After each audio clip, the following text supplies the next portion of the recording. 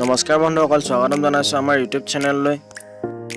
আজি আমি কথা পাতিম অন্য দিনতকৈ অলপ এটা ব্যতিক্ৰমী বিষয় লৈ। তো আহক ভিডিঅ'টো আৰম্ভ কৰোঁ।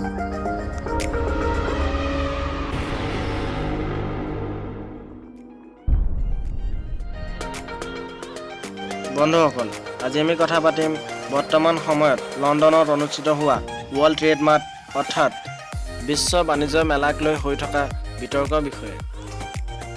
বন্ধুসকল, হয়তো আপোনালোক সকলোৱে জানে যে ৱৰ্ল্ড ট্ৰেড মাৰ্ট অৰ্থাৎ বিশ্ব বাণিজ্য মেলানো কি।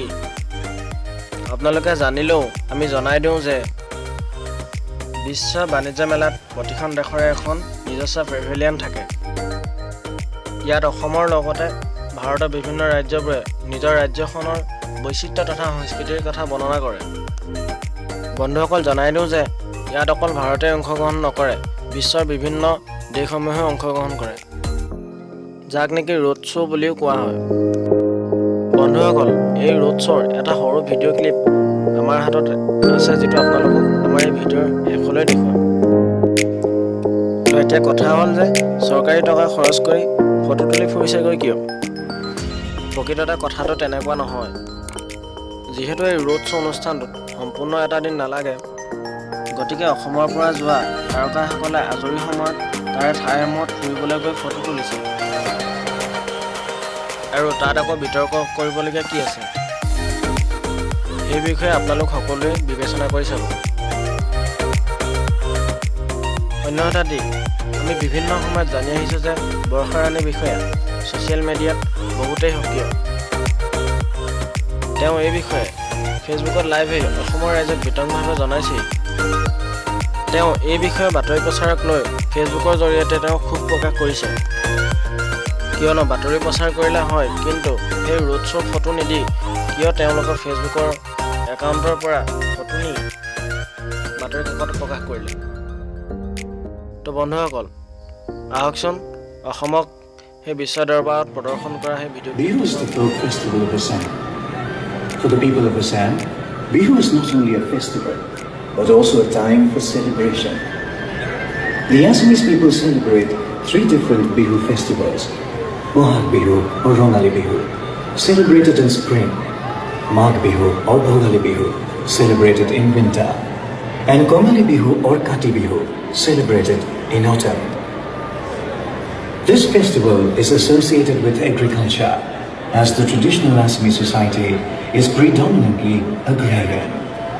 Though the dance is inspired by agricultural operations, the songs and graceful dancing builds up an atmosphere of love and romance.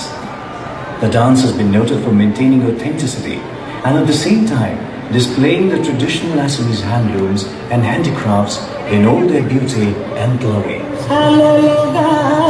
The historical references to Bihu go as far back as the 15th century, but one of the most common beliefs is that Bihu dance per se became hugely popular across the length and breadth of Assam only after it received the royal patronage of Ahom king Rudrasingha, who in 1694 invited local dancers to perform at the royal arena at Ronghor in modern-day Shivasagar.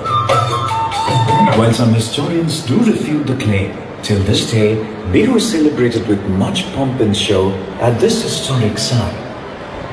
One of Asia's oldest amphitheatres, the Ronghor, is a monumental edifice of Ahom architecture, built for the purpose of royal entertainment or Rong. To this day, this two-storied structure stands tall as a symbol of the glorious history of Assam. Ladies and gentlemen, presenting the vibrant folk dance of Assam, Bihu.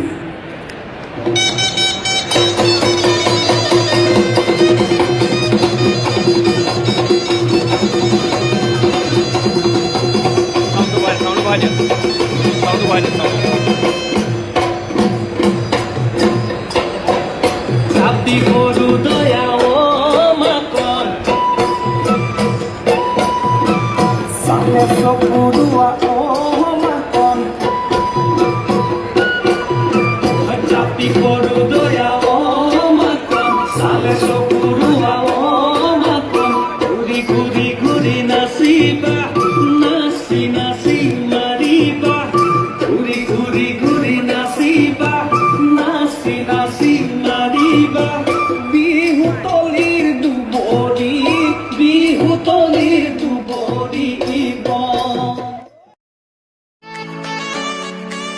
তো বন্ধুসকল ভিডিঅ'টো চাই কেনে পালে তাক জনাবলৈ এটা comment কৰিব আৰু এটা লাইক কৰিবলৈ একেবাৰে নাপাহৰিব